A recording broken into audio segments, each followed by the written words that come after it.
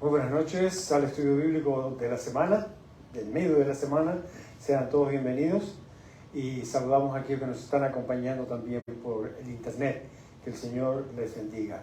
Bien, como siempre vamos a dar inicio con oración, encomendándonos al Señor y su guía en la enseñanza de hoy.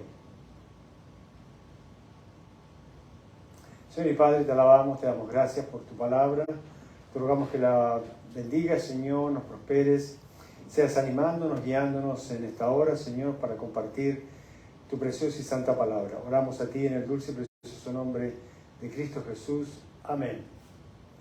Ok, si me disculpan, tenemos un pequeño problema técnico, lo vamos a resolver en un segundito.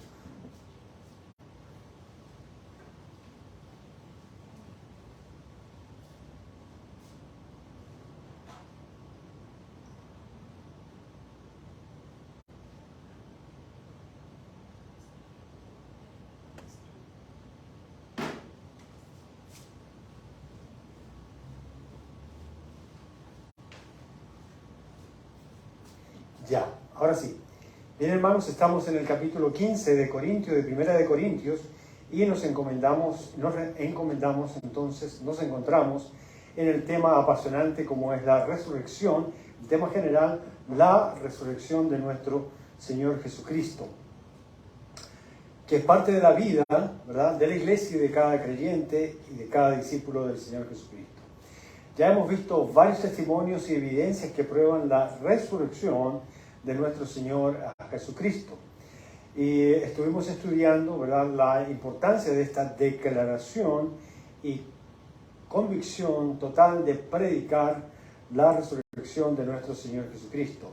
No solo predicar su muerte, sino predicar activa y fervientemente su resurrección, como también debemos hacerlo. Y en la porción en la cual nos tocaba la semana pasada, debíamos tomar y mirar en el versículo 11, 1 Corintios 15, 11. Dice, porque o sea yo, hablando del apóstol Pablo, o sean ellos, refiriéndose al resto de los apóstoles o la congregación, así predicamos y así habéis creído. En otras palabras, ellos han creído ¿en qué? En la resurrección de nuestro Señor Jesucristo. La iglesia de Corinto sí creía en la resurrección de nuestro Señor Jesucristo. Pero algo pasó que Pablo tiene que abordar el tema y tratarlo profundamente. De esto trata todo el capítulo 15. Ya hemos visto hasta el verso 10 cómo el apóstol Pablo provee abundante, superabundante evidencia de testigos, testimonios para respaldar el hecho histórico. Lo reconozcan las fuentes seculares o no, de que todo esto sucedió en un periodo de 40 días desde la resurrección hasta la ascensión de Cristo al cielo, como nos dice Hechos capítulo 1, verso 3.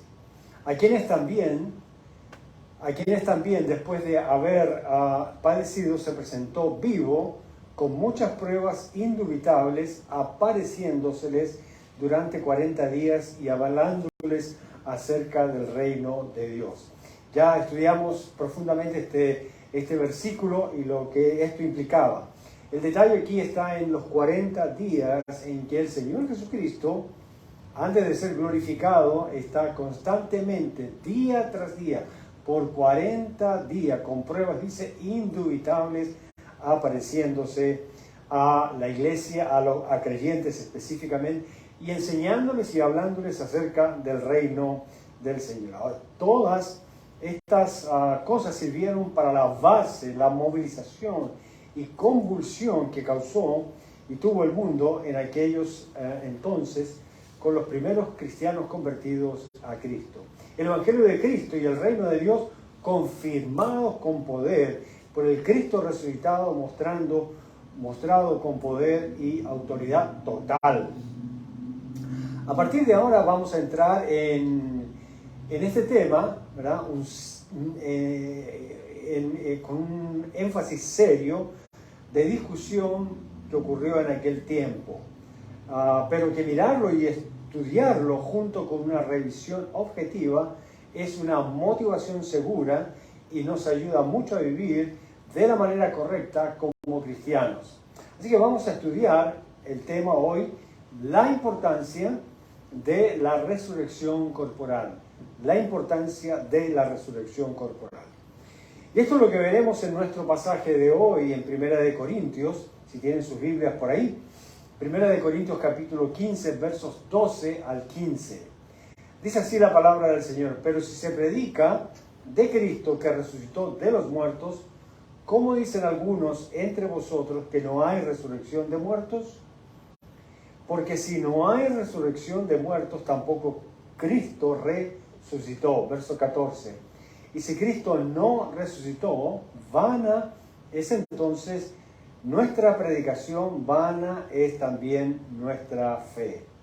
Y somos hallados falsos testigos de Dios, porque hemos testificado de Dios que Él resucitó a Cristo, el cual no resucitó si en verdad los muertos no resucitan. Tenemos que entrar en aclaraciones muchas, ¿verdad? Y con la ayuda del Señor y el tiempo que disponemos vamos a tratar de cubrir lo que más podamos.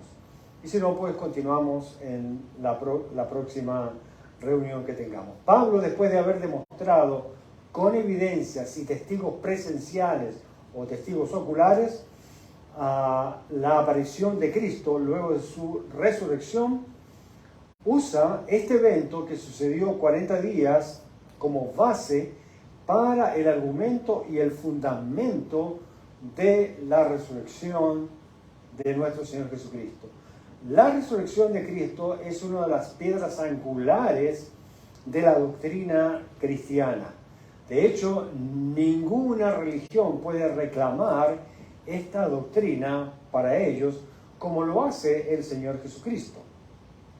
En otras palabras, la defensa de la fe y las bendiciones eternas son un hecho y no una ficción.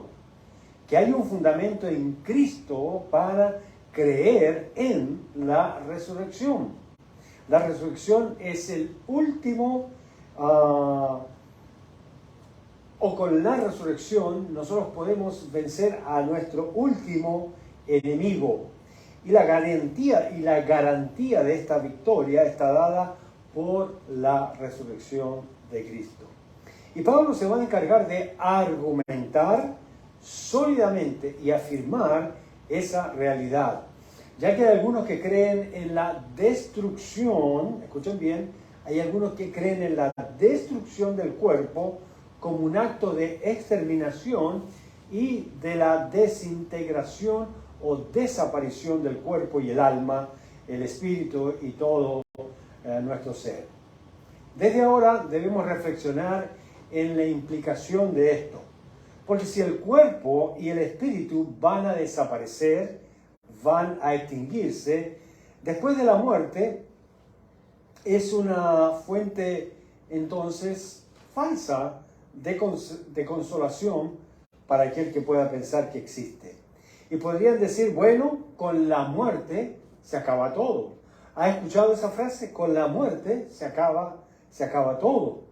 En cierto sentido sí, pero no en un sentido permanente. Si esto fuera así, entonces no habría necesidad, pensando bíblicamente, no habría necesidad de juicio final, ni siquiera habría necesidad de un infierno para el castigo eterno de los malos o condenados.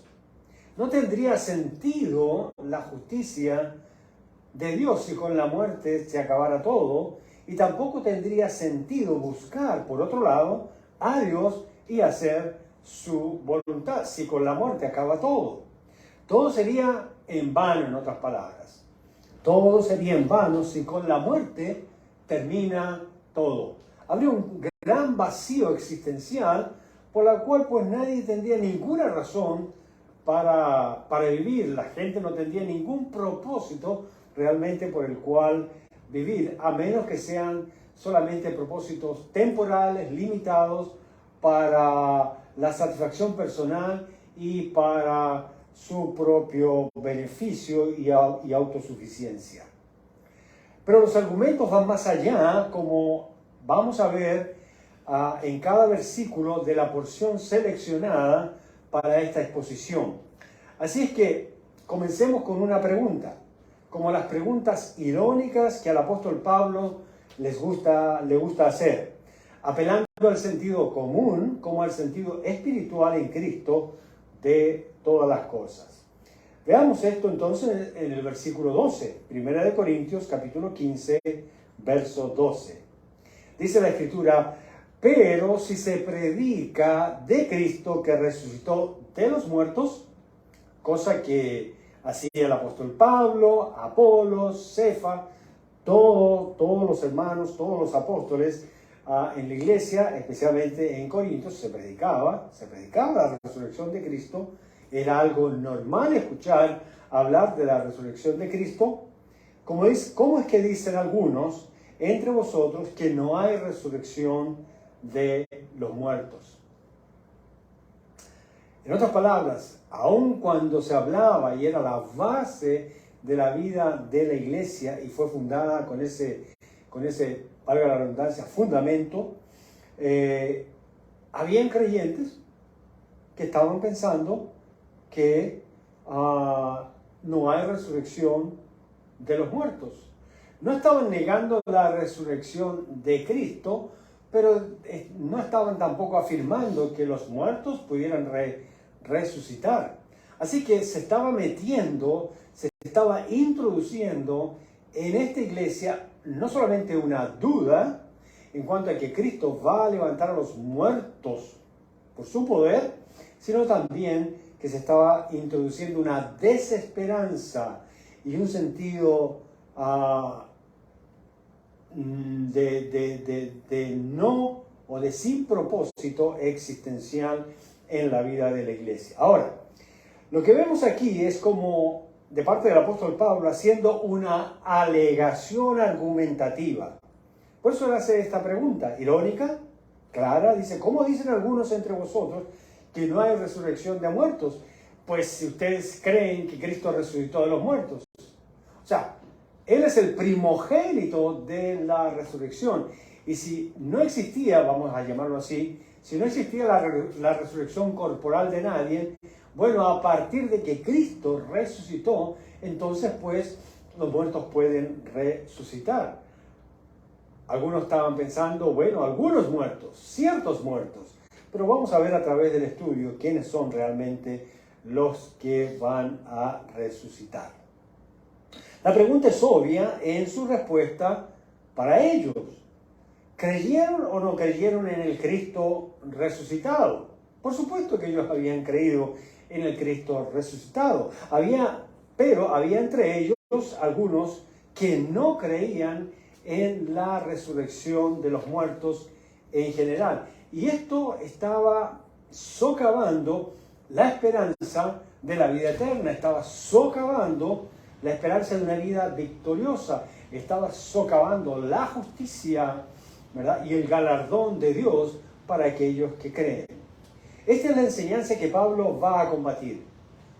Coman y beban porque mañana moriremos.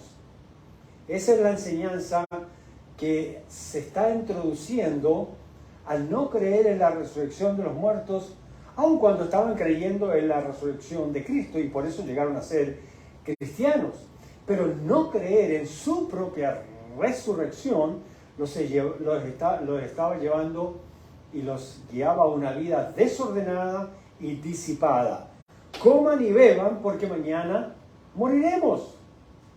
No, la resurrección tenía unas implicaciones y Pablo trata de llevar a esta iglesia no solamente a creer en la resurrección de Cristo, sino en la resurrección de cada uno de ellos para vida eterna. Y eso va a tener implicaciones prácticas en la vida diaria. Como dijo el profeta, literalmente al pueblo hebreo, al pueblo de Dios, al pueblo de Israel, al denunciarlos en su pecado de no tener temor de Dios y compasión de sus hermanos en desgracia en cierta parte y momento de la historia. Por ejemplo, Isaías capítulo 22, versos 12 al 13. No creer en la resurrección llevó a los hebreos, a la nación de Israel, a cometer actos de injusticia social, de injusticia moral, de injusticia ética, de injusticia espiritual. Mira lo que dice Isaías capítulo 22, versos 12 al 13. Dice, por tanto, el Señor Jehová de los ejércitos llamó en este día a llanto y a endechas, a raparse el cabello y a vestir cilicio. Y aquí, gozo y alegría, en contraste con llanto y endechas y a raparse el cabello y a vestirse cilicio. Y aquí, gozo, alegría, matando vacas y degollando ovejas, comiendo carne y bebiendo vino, y dándose, en otras palabras, pues a una vida ligera, ¿verdad? A una vida muy relajada. Diciendo, comamos y bebamos porque mañana moriremos. Es decir, hagamos lo que sea, hagamos lo que queramos ahora, total vamos a morir y ahí se acaba la vida. Así que disfrutemos, no importa si pecamos. Una vez que morimos, ahí se acaba todo. Ya no hay juicio, ya no tenemos que rendir cuentas a nadie, ya no vamos a estar en el gran trono blanco. Ellos están negando toda esa realidad espiritual al negar la resurrección. Por eso dice, comamos y bebamos porque mañana moriremos. Ahora, ¿les suena esto familiar? Bueno, es así como vive el mundo actualmente.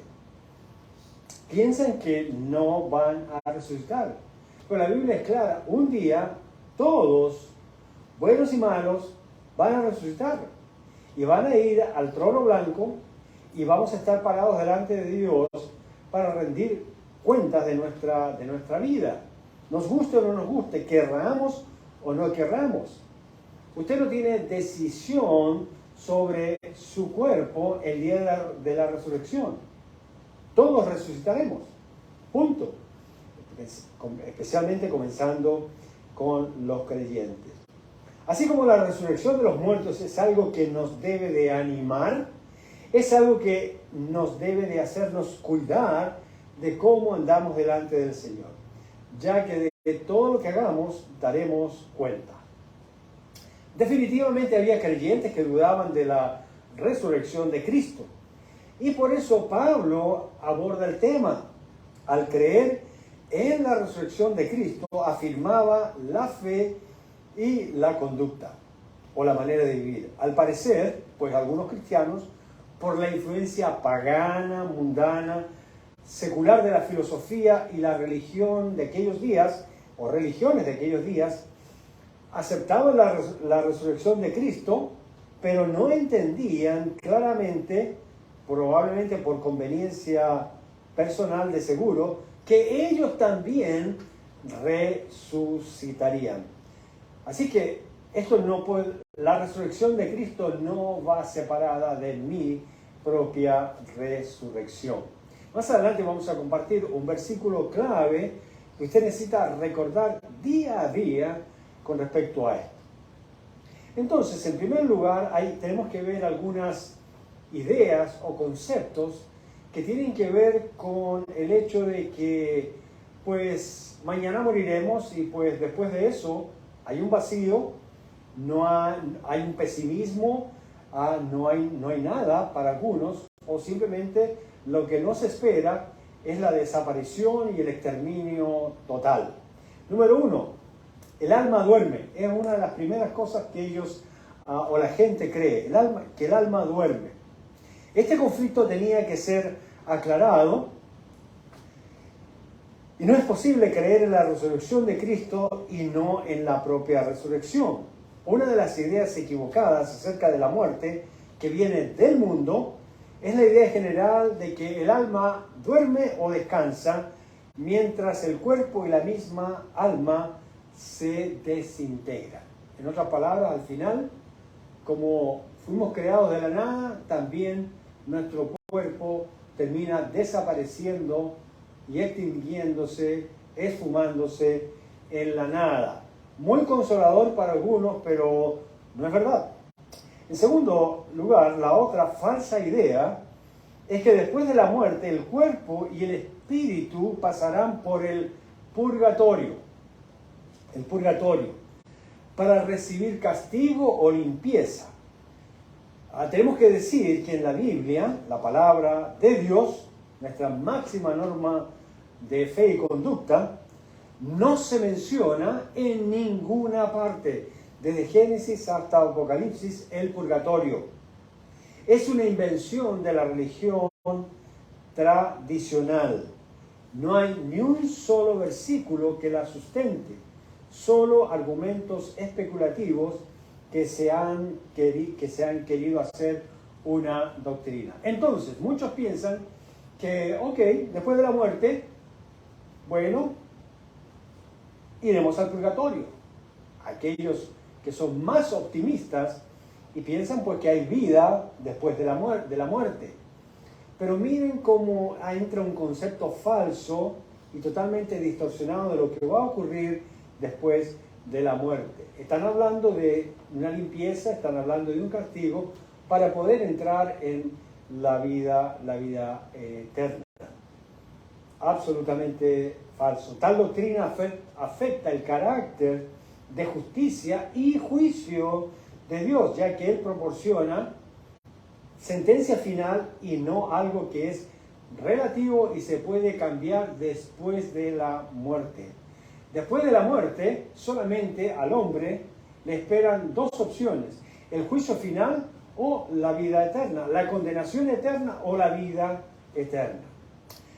El tercer concepto que hay después de la muerte tiene que ver con el que creen los materialistas. Ellos creen en la extensión y en la completa aniquilación, es decir, que la muerte acaba con todo. Entonces, entre ellos, por supuesto, algunos, los más espirituales, ¿verdad?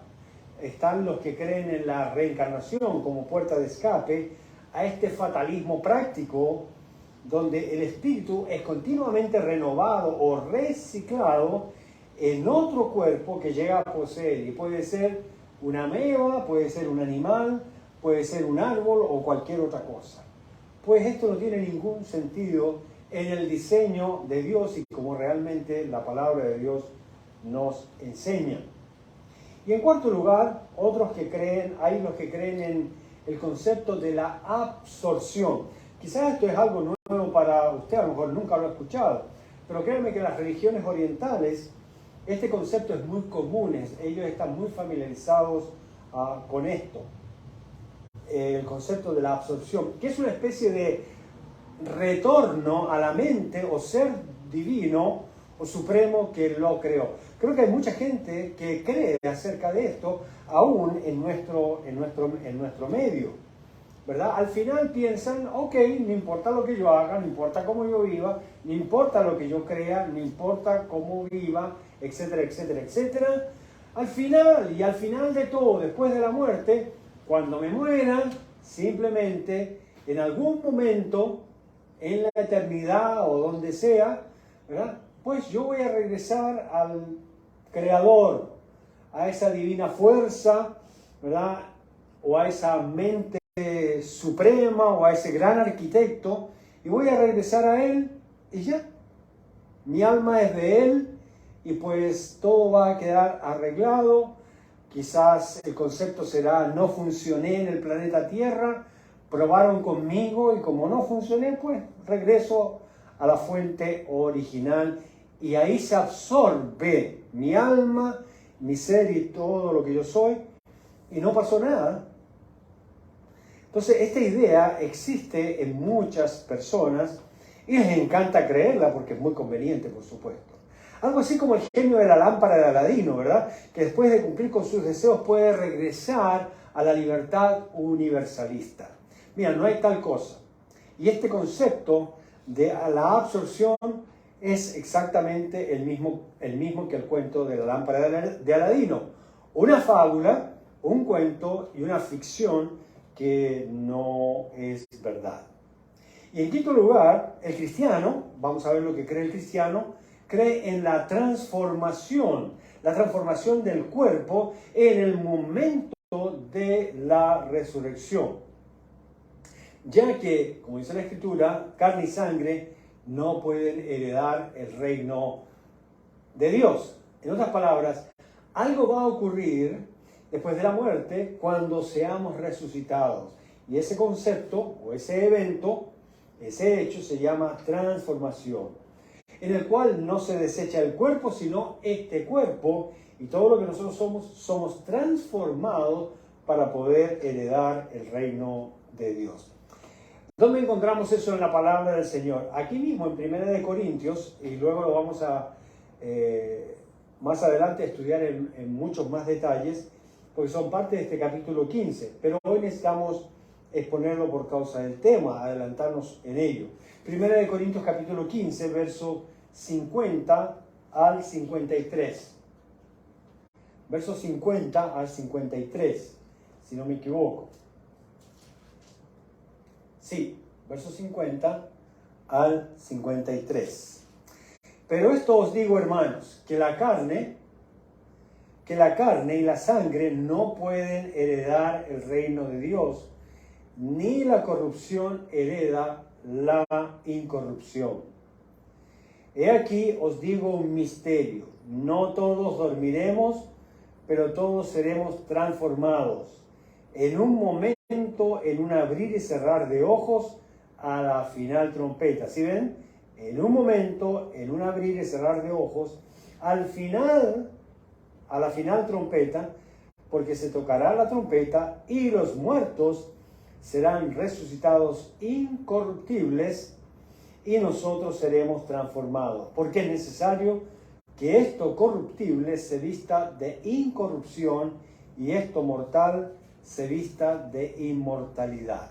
Ahora, yo sé que tuvieron un poco de problema en la pantalla, pero el texto, lo repito, es 1 Corintios capítulo 15, versos 50 al 53.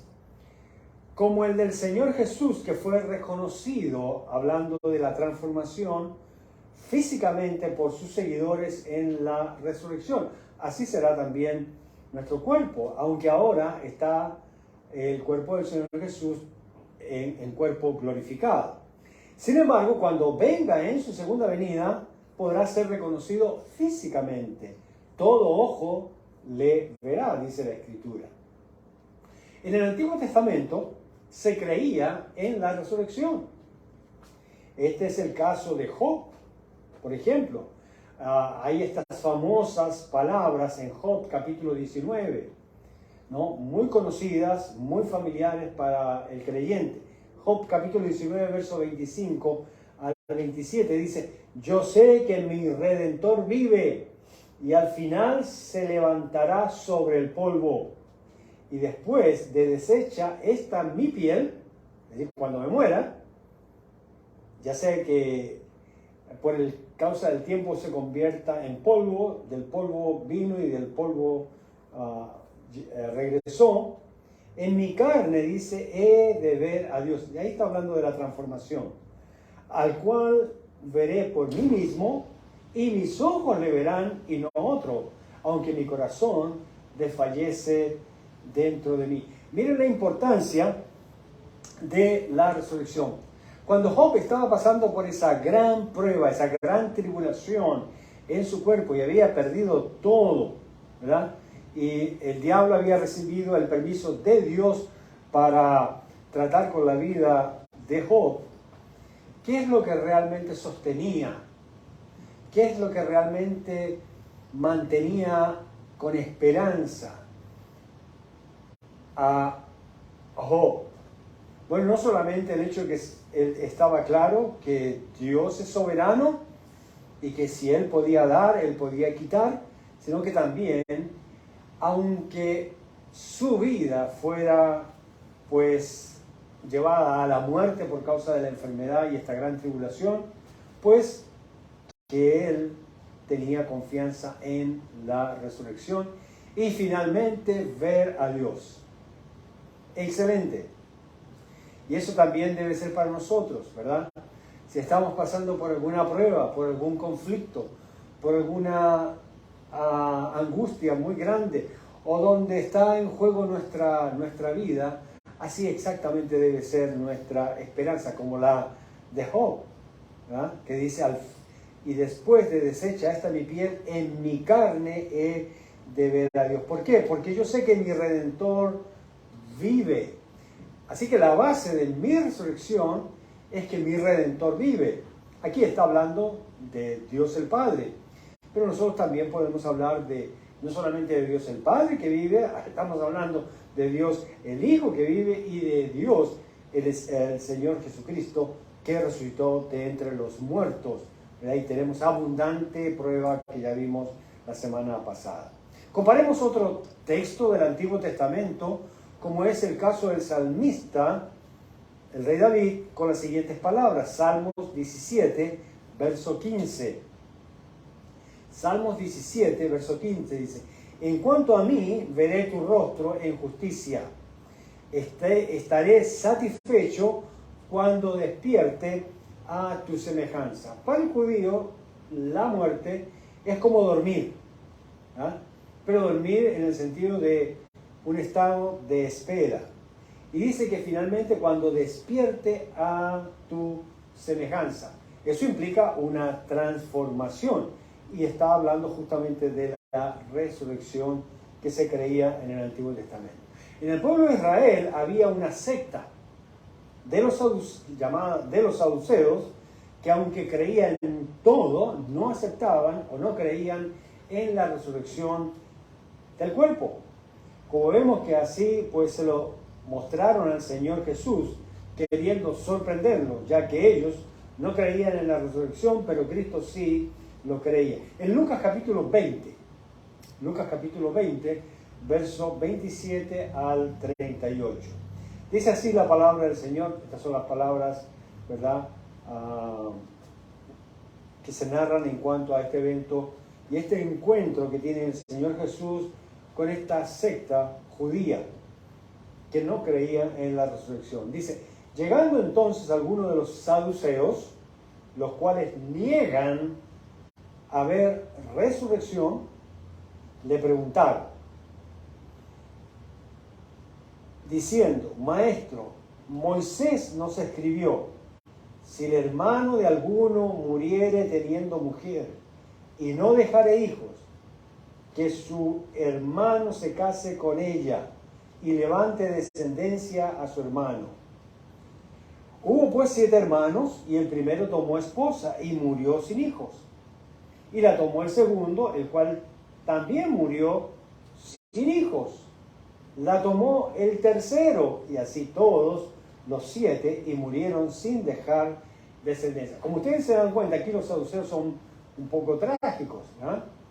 Esta mujer ya va 3 veces viuda, ¿no?, que era poco probable, pero como la intención de ellos pues no es preocuparse por la viuda, sino por tentar o poner a prueba la sabiduría y la persona del Señor Jesús. Dice, verso 32, finalmente murió también la mujer. Verso 33, ellos no creen en la resurrección, pero mire lo que dicen aquí. En la resurrección. Bueno, como que de repente creyeron, ¿verdad? Pero realmente están creyendo para conveniencia, no por realmente edificar sus vidas y tener esta convicción personal. En la resurrección, pues, ¿de cuál de ellos será mujer? Ya que los 7 la tuvieron por mujer. Repetimos, no están realmente pensando ellos en la resurrección, simplemente quieren poner a prueba el conocimiento, la sabiduría y la divinidad de Cristo. Verso 34. Entonces respondiendo Jesús les dijo: los hijos de este siglo se casan y se dan en casamiento, mas los que fueren tenidos por dignos de alcanzar aquel siglo y la resurrección de entre los muertos, ni se casan ni se dan en casamiento, porque no pueden ya más morir, pues son iguales a los ángeles y son hijos de Dios al ser hijos de la resurrección. Muy interesante. Pero en cuanto a que los muertos han de resucitar, aún Moisés lo enseñó en el pasaje de la zarza. Aquí Cristo está hablando de lo que los judíos creían en el Antiguo Testamento. Moisés lo enseñó en el pasaje de la zarza, cuando llama al Señor Dios de Abraham, Dios de Isaac y Dios de Jacob. Porque Dios no es Dios de muertos, sino de vivos, pues para Él todos viven, aún los muertos. Muy interesante este concepto. Observe que la zarza, que no se apagaba, fue un símbolo no solo de la presencia de Dios, sino de la resurrección, al mencionar a Abraham, Isaac y Jacob, que ya tenían bastante tiempo de muertos, como vivos. Como vivos. Así que después de la muerte, aunque usted, pues, como era la creencia regular entre los judíos, esté muerto o esté dormido, pues está vivo. Así que esto queda ya aclarado. Ahora, la declaración bíblica y teológica y doctrinalmente correcta es que para Dios todos viven. Eso está incluyendo o está hablando aún de los muertos, refiriéndose específicamente a Abraham, Isaac y Jacob, que habían muerto hace mucho tiempo. De hecho, el mismo Señor Jesús, ¿verdad? En el monte de la transfiguración, ¿quién apareció al lado de él? ¿Ustedes recuerdan? Dos personajes que habían muerto hace muchos siglos, Moisés y Elías. Eso quiere decir que aunque murieron y aunque fueron enterrados, en la manera que hayan muerto, están vivos. Y porque están vivos, entonces van a resucitar. ¿Ok? También la visión de Ezequiel en el valle de los huesos secos y muy secos, que en primera instancia habla de la renovación espiritual del pueblo de Israel. Pero también está hablando y está implícito el concepto de que Dios da vida por medio de su palabra. Y está hablando realmente de la resurrección ahí en Ezequiel capítulo 37. También un texto de Daniel en forma profética habla de la resurrección. Miren lo que nos dice Daniel capítulo 12, versos 1 al 3. Dice, en aquel tiempo se levantará Miguel, el arcángel Miguel, el gran príncipe, aquel Miguel pues que dirige y es el gran comandante de los ejércitos de Dios, el gran príncipe que está de parte de los hijos de tu pueblo, y será tiempo de angustia, cual nunca fue desde que hubo gente hasta entonces. Pero en aquel tiempo será libertado tu pueblo, todos los que se hallen escritos en el libro. Y muchos de los que duermen, ¿sí ven? Duerme aquí, tiene que ver con muerte, en el polvo, porque se creía en la resurrección, es decir, un muerto estaba durmiendo. Pero no es porque está vivo, como nosotros, pero sí vivo para Dios. Su alma está y su espíritu están vivos en un sentido general. Unos dice, y muchos de los que duermen en el polvo de la tierra, verso 2, serán despertados, uno para vida eterna y otros para vergüenza y confusión eterna. En otras palabras, todos serán despiertos del sueño de la muerte, vamos a llamarlo de esa manera. Verso 3, los entendidos resplandecerán como el resplandor del firmamento, y los que enseñan la justicia a la multitud como las estrellas a perpetua eternidad. Así que la resurrección, tanto en el Antiguo como en el Nuevo Testamento, es un hecho real. Cristo es la garantía de nuestra propia resurrección como creyentes. Y aunque muchos no crean en la resurrección del cuerpo, esta sí existe. Bien, lo vamos a dejar hasta aquí, aunque sinceramente tenía muchas ganas de avanzar mucho más, pero nos vamos a quedar con dos textos del Nuevo Testamento altamente conmovedores y esperanzadores, como son Primera de Tesalonicenses 4:16. ¿Qué dice? Porque el Señor mismo, con voz de mando, con voz de arcángel y con trompeta de Dios, descenderá del cielo. Y los muertos en Cristo resucitarán primero. Es decir, la iglesia, nosotros. El otro texto poderoso, conmovedor y esperanzador es 2 de Corintios, capítulo 4, verso 14.